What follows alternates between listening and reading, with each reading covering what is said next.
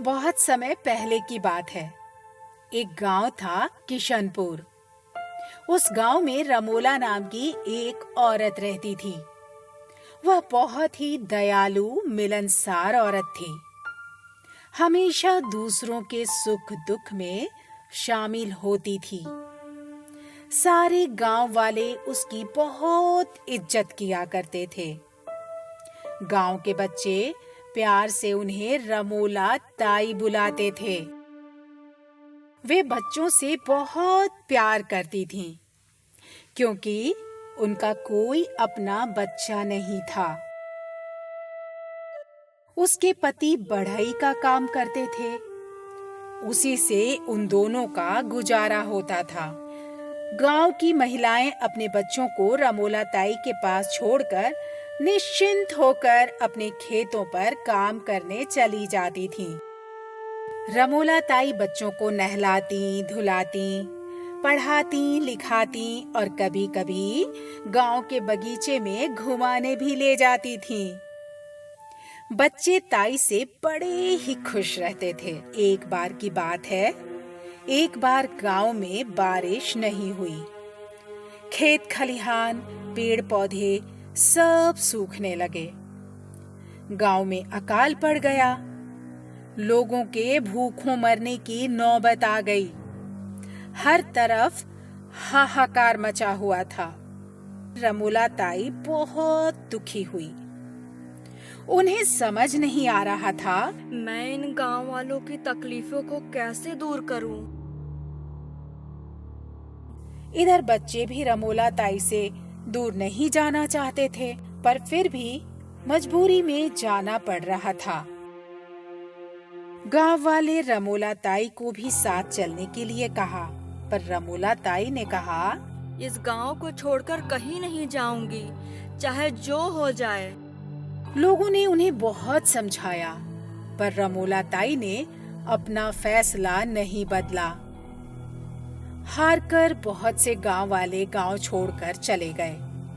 जो गांव पहले हरा भरा दिखता था, अब वह वीरान लगने लगा। जहां बच्चों की किलकारी गूंजा करती थी, वहां हर तरफ सन्नाटा पसरा था। अजीब सी वीरानी छा गई थी उस गांव में। रमोला ताई बहुत उदास रहने लगी। एक रात रमोला ताई को बहुत बेचैनी लग रही थी। उन्हें नींद भी नहीं आ रही थी। उन्होंने अपने पति की तरफ देखा तो वो गहरी नींद में सो रहा था। रमोला ताई खाट से उठी और अपनी झोपड़ी से बाहर आ गई और टहलने लगी। तभी बहुत दूर उसे कुछ अजीब सी रोशनी की चमक दिखी। वो मन ही मन सोचने लगी, ये रोशनी किस चीज की है? बहुत ही अजीब सी थी उस रोशनी की चमक, जो रमोला ताई का दिल चाह रहा था कि वहां जाकर देखे। पर दिमाग ने कहा, अभी वहां जाना सही नहीं होगा। मैं वहां कल दिन की रोशनी में जाकर देखूंगी कि आखिर बात क्या है, ये रोशनी किस चीज की है। वो अपनी झोपड़ी के अंदर आ गई। सोने का प्रयास करने लगी, पर उन्हें नींद नहीं आई। अगले दिन जब उनका पति काम पर चला गया, तो वह जल्दी जल्दी सारे काम करके उसी दिशा में चल पड़ी जहां से रात में रोशनी आ रही थी। रमोला ताई चलते चलते जब उस जगह पर पहुंची जहां से रोशनी आ रही थी, उसने देखा वहां पर एक बड़ा सा पत्थर पड़ा है और उसी पत्थर के नीचे पानी की पतली सी धारा बह रही थी, जो आगे जाकर एक बड़े से गड्ढे में गिर रही थी और वह रोशनी उस पानी में से जा रही थी। शायद वो थोड़ा और आगे बढ़ी तो उन्होंने देखा पत्थर के दूसरे तरफ एक 10-11 साल का बच्चा खेल रहा था। रमोला ताई उस बच्चे के पास गई और उसके सर पर बड़े ही प्यार से हाथ फेरते हुए पूछा, तुम कौन हो और तुम्हारे माता पिता कहाँ हैं? उस बच्चे ने कहा, मेरे माता पिता नहीं हैं, मैं अकेला ही यहाँ रहता हूँ। यह सुनकर रमोला ताई बहुत उदास हो गई और फिर भी उन्होंने हंसते हुए कहा, कोई बात नहीं बेटा, तुम मुझे अपनी माँ बुला सकते हो। आज से मैं तुम्हारा ख्याल रखूंगी। रमोला ताई ने उसे नहलाया, उसके कपड़े साफ किए और उसे कहा, चलो मेरे साथ मेरे घर चलो। यहाँ से कुछ दूरी पर ही मेरा घर है। वहाँ मैं तुम्हें अच्छे अच्छे पकवान बनाकर खिलाऊंगी। लेकिन बच्चे ने कहा, यहाँ से कहीं नहीं जा सकता, मैं यहीं रहना चाहता हूँ। ठीक है, फिर कोई बात नहीं, तुम यहीं रहो। मैं घर जाकर तुम्हारे लिए अच्छे अच्छे खाना बनाकर ले आती हूँ। तुम कहीं मत जाना। ऐसा कहकर रमोला ताई उस बच्चे के लिए खाना लेने चली गई। रमोला ताई अब उस बच्चे के लिए रोज घर से खाना लाने लगी।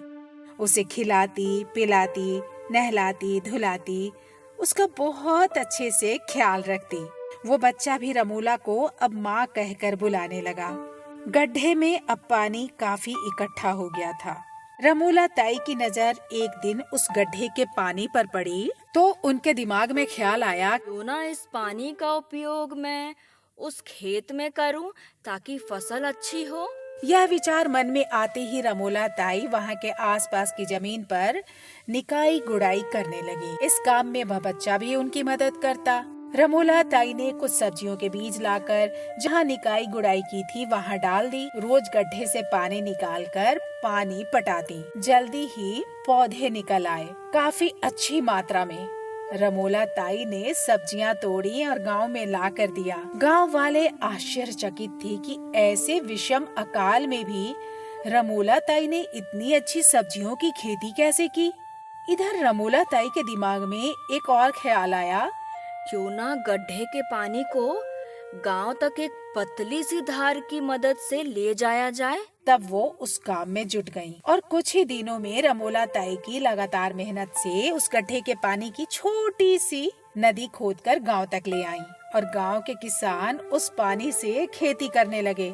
भगवान की कृपा से फसल बहुत अच्छी लगी। शहर में रह रहे लोगों को जब यह पता चला गांव में पानी आ गया है तो वे सब धीरे धीरे गांव लौटने लगे।